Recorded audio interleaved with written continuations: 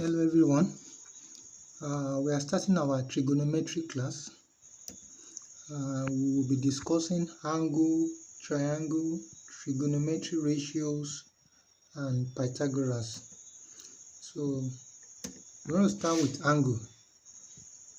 I define an angle as the point where two lines meet. So when you have two lines, line AB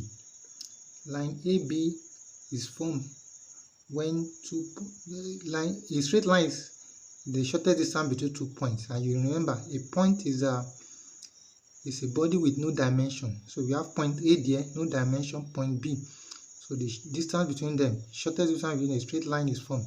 So when line AB meets line AC, an angle is formed.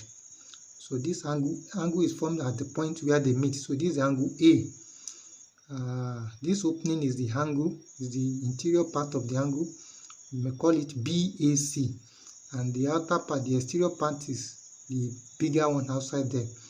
So the opening, the extent of this opening between the two lines is what we refer to as what we measure as the angle. So and we measure angles in degree and in radian. If you have two lines such a way that two of them lie on each other so that there is no opening between them, so that will be an angle of 0 degree. When we have a line XY standing vertically and line YZ being horizontal, so at the point where they meet, they're going to form angle 90 degree. So they are perpendicular. So perpendicular angles are 90 degree. You can use your protractor to measure it, find it to be 90, and that 90 degrees is pi all over 2 radian. So 90 degrees is equivalent to pi all over 2 radian. Similarly, when you have an angle, a line PQ meeting another line QR, such a way that two of them form almost a straight line, so the angle between them is 180 degree. So the 180 degree is also pi radian. This relationship of 180 degree equals to pi radian is what we use in conversion of degrees to radian. So supposing we want to convert angle 270 degree to radian, what we just need to say 180 degree equals to pi radian. So 270 degree will be 270 times pi radian divided by 180. So when you divide that out, 270 divided by 180 give you 3 all over 2. So degree will cancel each other. So 3 over 2 pi radian is the same as 270 degree. Similarly, we can convert from radian to degree. We want to convert pi over 6 radian to degree. We go back to that relationship. So you see pi radian is 180 degree. So pi over 6 radian will be pi over 6 radian times 180 divided by pi radian. The pi radian will cancel pi radian. So we'll be having 180 degree divided by 6. If you divide that, you're going to be having 30 degree. So therefore, pi over 6 radian is the same thing as 30 degree. So another angle is 360 degree. So 360 degrees is a complete revolution. That means 180 by 180. That means the two lines have come back to meet up, to close on each other, so that they've completed the revolution. And that is 2 pi radian. In radian, that's 2 pi. 360 degrees is 2 pi. And it's a complete revolution. So we move to triangle now. So a triangle is formed by 3 lines with 3 angles. So when 3 lines come together and form a plane shape, a triangle is formed. So a triangle is a plane shape, it's a surface body. There are different types: the scalene, the isosceles, the equilateral triangles. Isosceles, 2 sides are equal. Equilateral, the 3 sides are equal. Scalene, no side is equal. So we also have the right angle triangle. One of the angles is 90 degree. It's right angle there. And you have the obtuse angle triangle.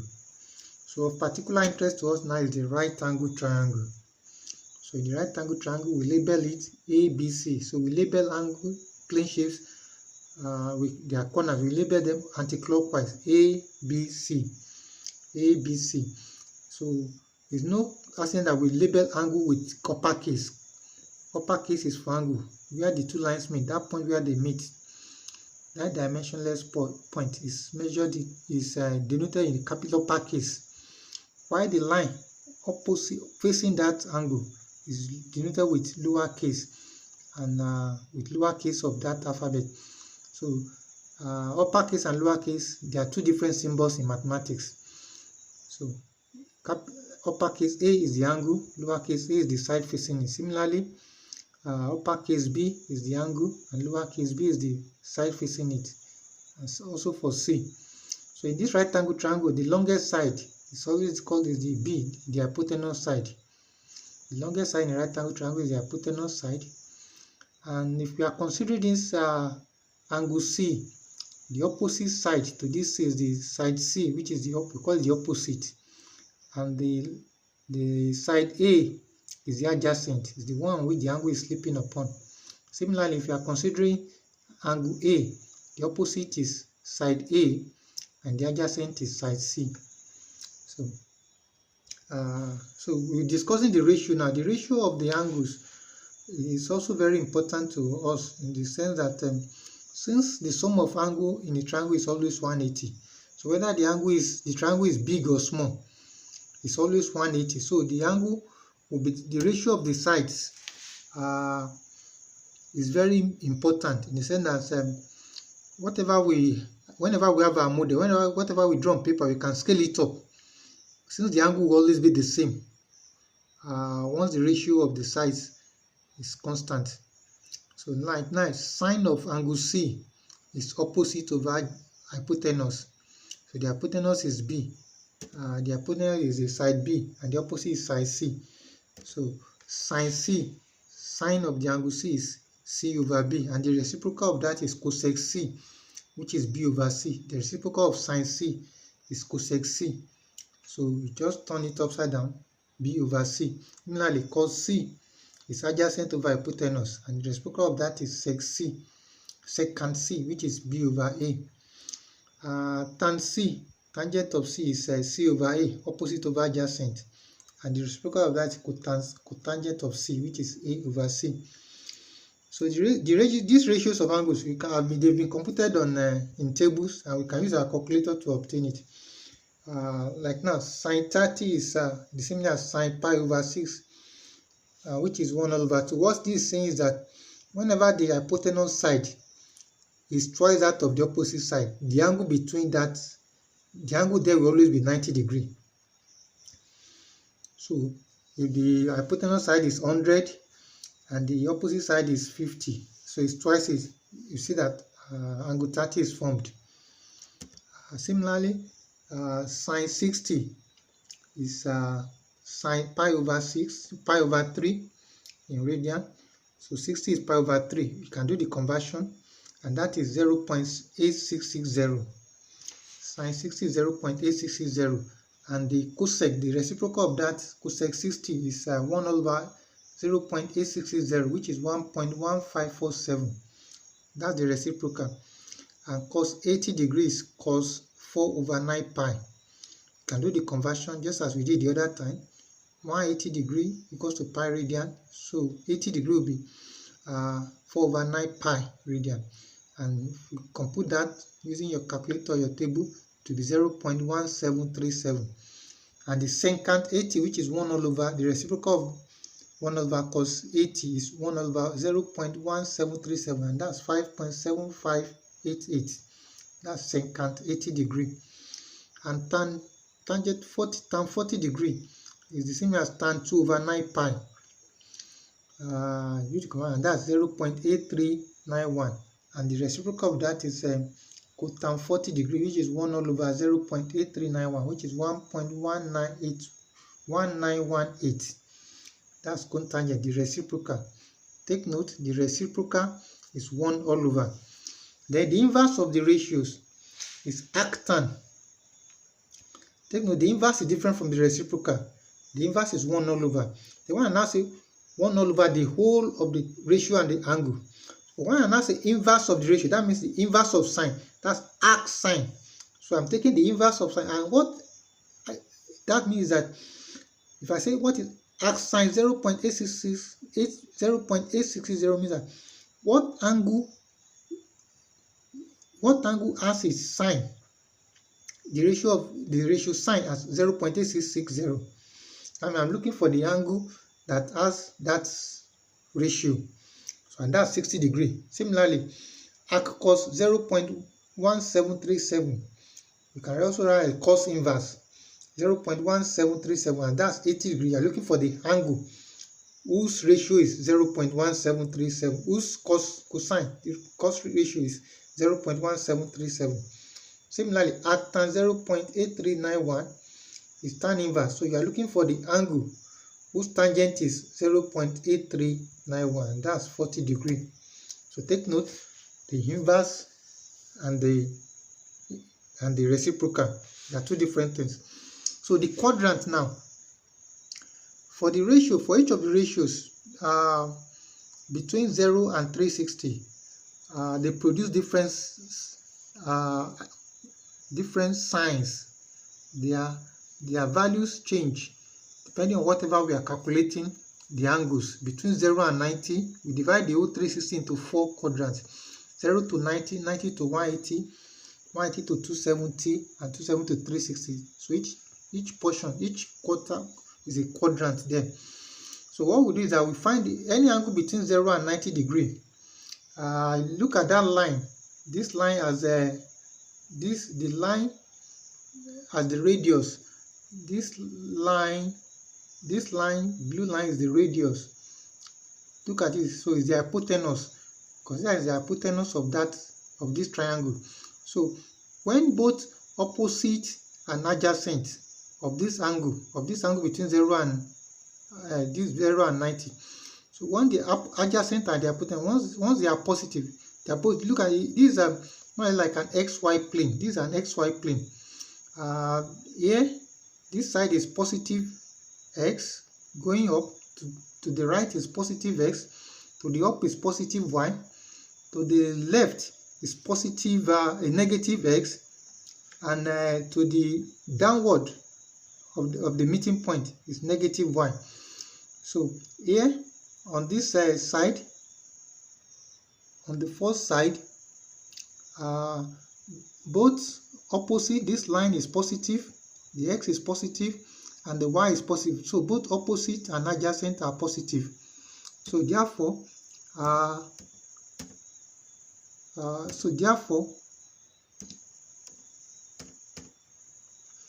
since both of them are positive, so our sine opposite over adjacent will be positive. Cosine will be positive.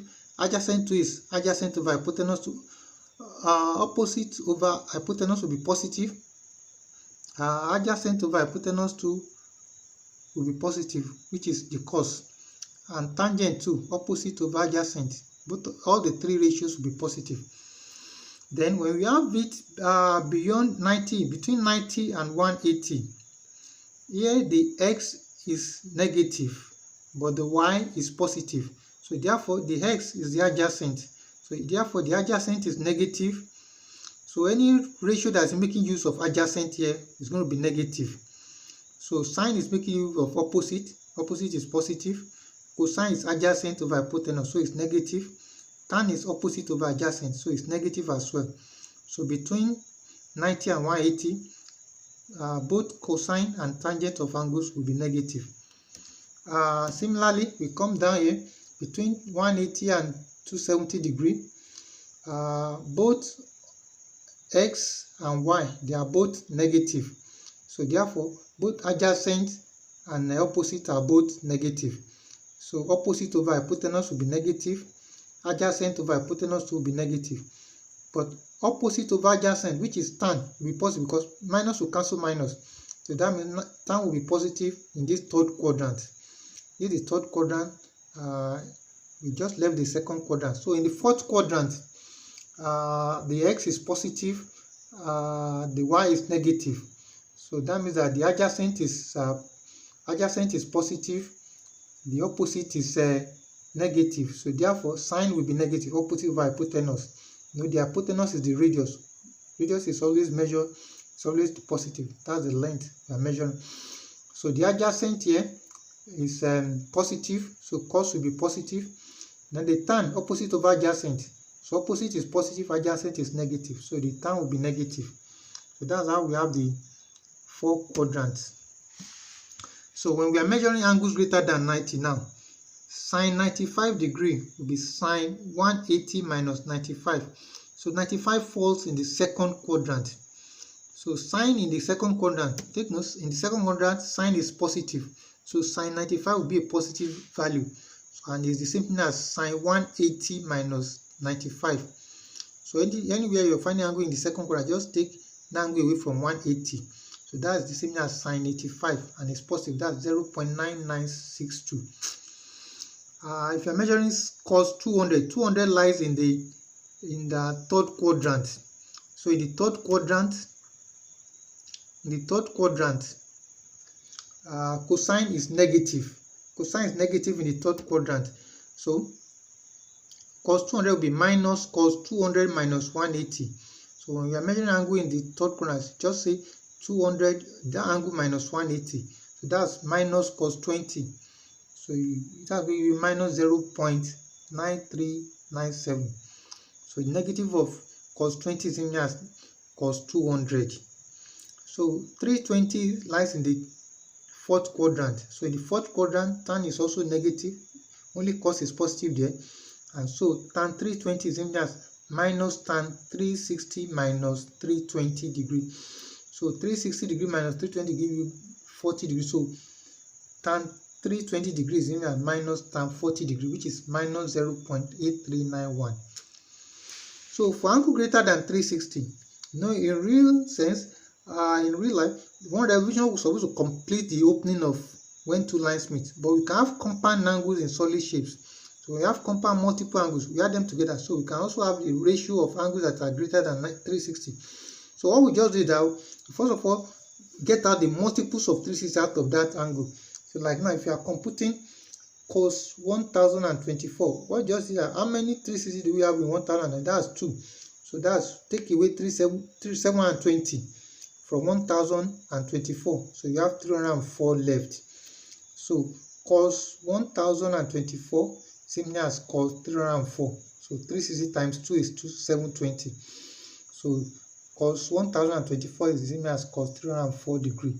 And you can now use your quadrant rule on it. Cosine is positive in cos the fourth quadrant. So cos 304 is 0.5592. You can subtract that. You can just compute that with your calculator. So we move to the Pythagoras. The Pythagoras relation is a very ancient theorem that has been proven to be true in all instances. What it says that in the right angle triangle, the square of the hypotenuse side is the same thing as the sum of the square of the adjacent and the opposite. What it's telling is that if you have a piece of land in a right angle triangular form, the number of square unit blocks that we use to fence the hypotenuse side, the same thing as the number of blocks you use to fence both the other two sides. So the number of, if each of the block is in square unit, so the number of square unit blocks that you will require for this side, same as a unit square block that you use for the other two sides. And this relation has always been shown up in so many other aspects in electronics, so many other parts of a field, that once ever you have a triangular relationship between three right angle triangular relationship between three parameters, the Pythagoras we hold. The Pythagoras theorem holds for such three parameters.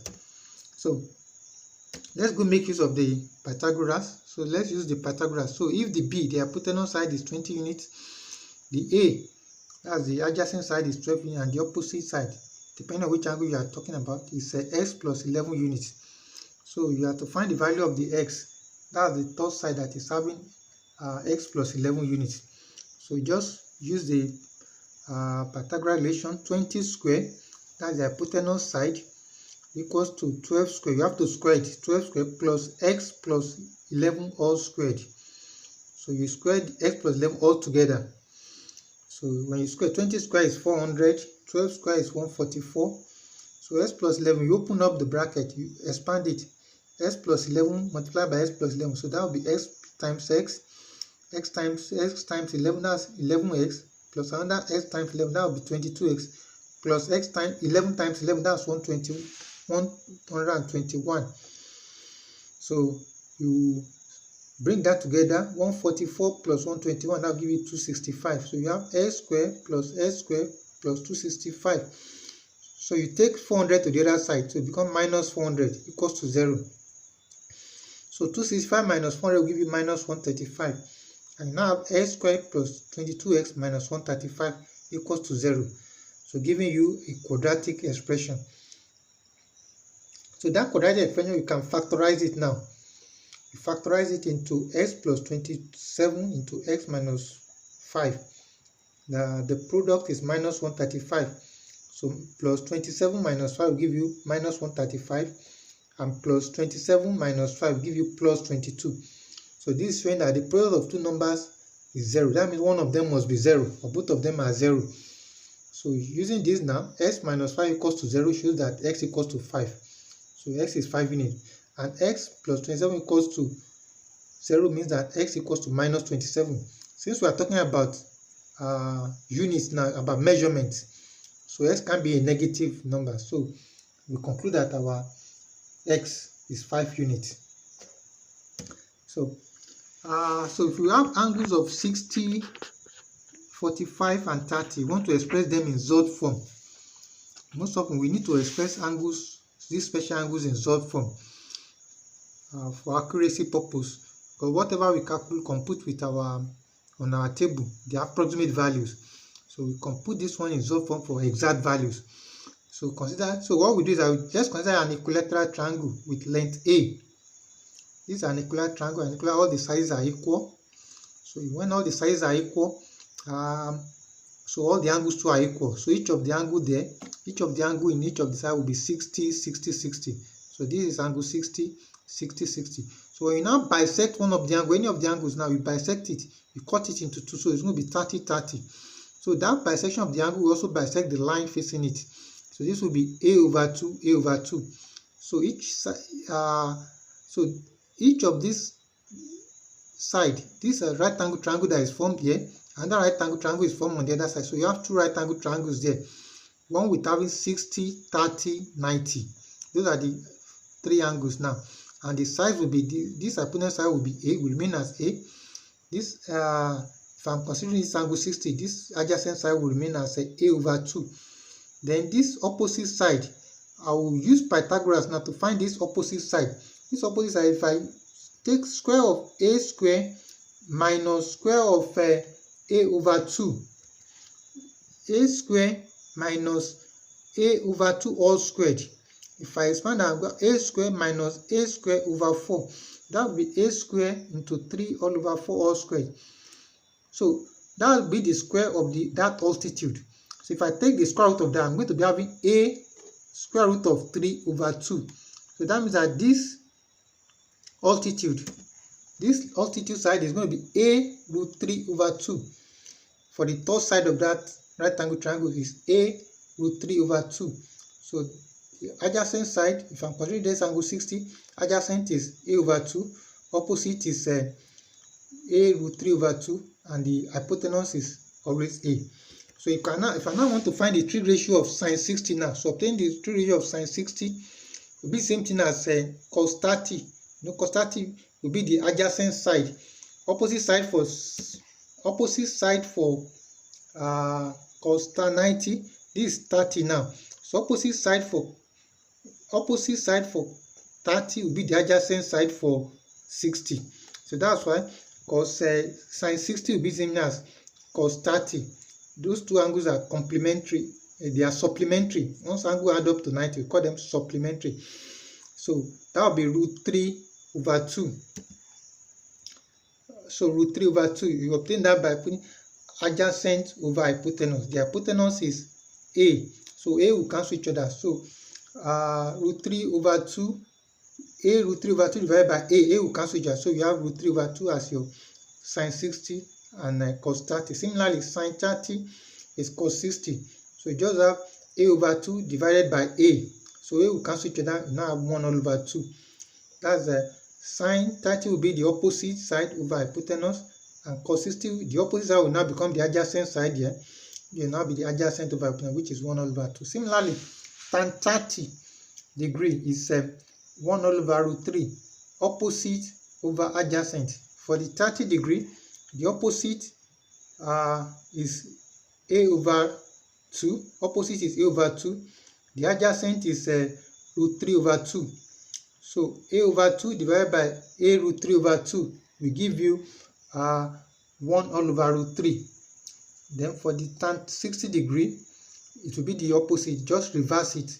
Adjacent will become the opposite will become the adjacent, since they are complementary, and that will give you root 3. So now let's do some worked examples. Now you have to find the value of theta for which theta lies between 0 degree and 360 degree. So if tan theta is minus 1 all over root 3, and that's the first part. And the second part, if cos theta is root 3 over 2.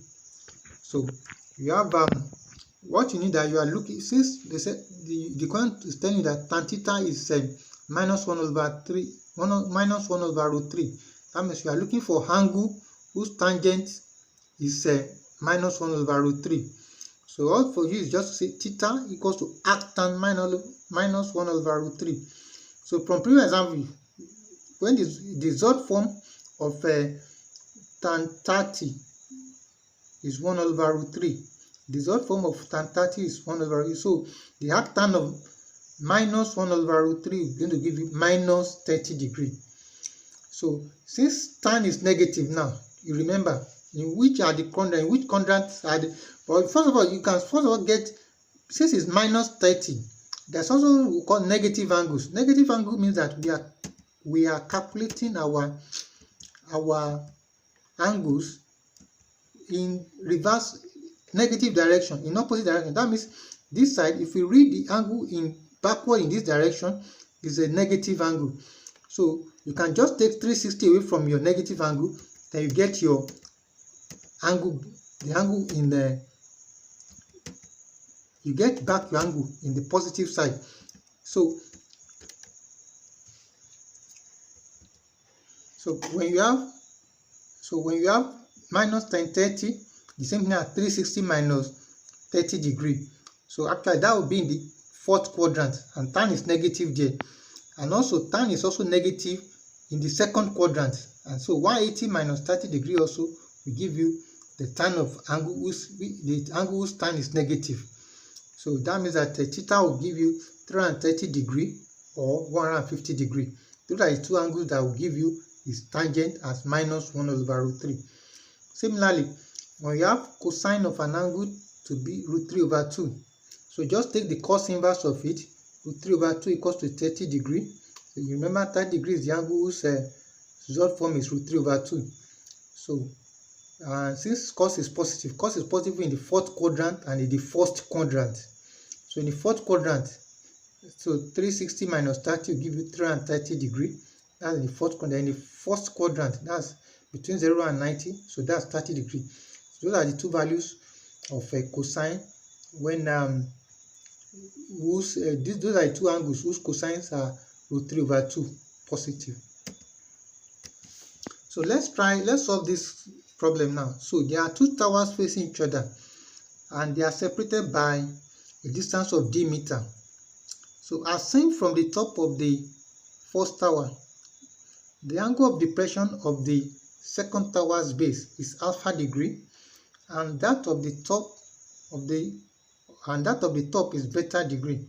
So we have to prove that the height of the second tower is h equals to d into tan alpha degree minus tan beta degree.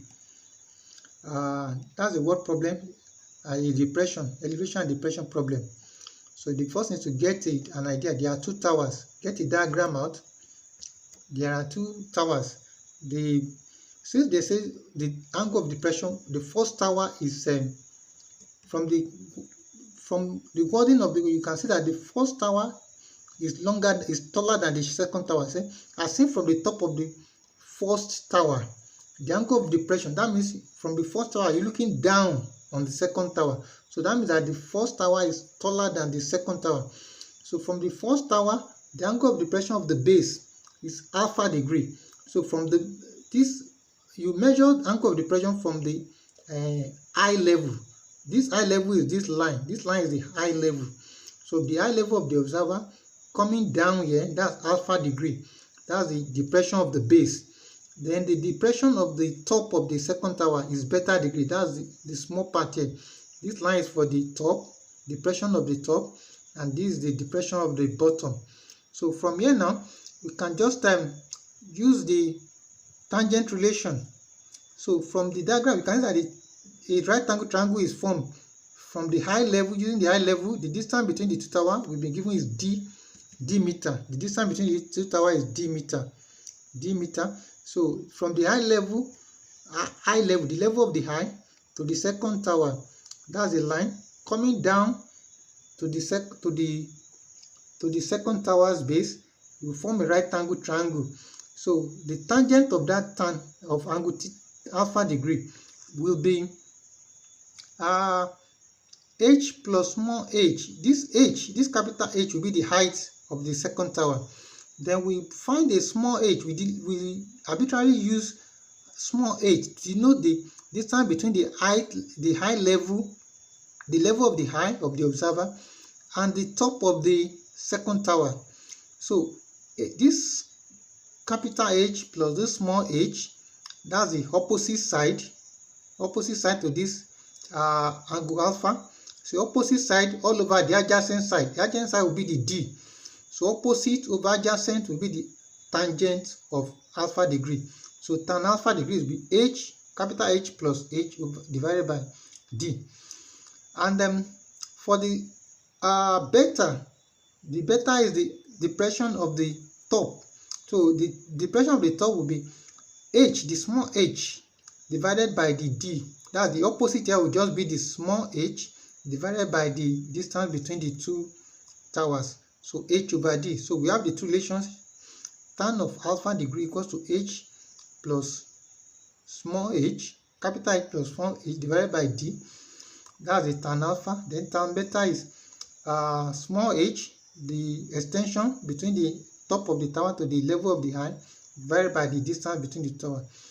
So from this first part, I'll make you can make h plus d the subject of relation. Multiply both sides by d. So you have h plus capital H plus small h equals to d tan alpha. And from the second relation, you make h the subject too. You have small h will be d tan beta degree. So what you just do is that since this small h is not given, it's not in our question, we denote it ourselves. So we need to eliminate it. So we eliminate it by putting the value of this d in the first one, this first relation. So small h is d tan beta. So anywhere we see small h in the first expression, we put d tan beta there. So h plus d tan beta equals to d tan alpha degree. So what we'll be having, h plus d tan beta equals to d tan alpha degree. So make h the subject of relation there. So we take d tan beta degree to the other side. So we now have h equals to d tan alpha degree minus, when it gets to the other side, it becomes minus d tan beta degree. So factor out d. So we now have d into tan alpha degree minus tan beta degree. So that will be the value of the h, which is the height of the second tower. And that's what we are asked to show, that the height of the second tower, h, is d into tan alpha degree minus tan beta degree. So that's it. Thanks for watching.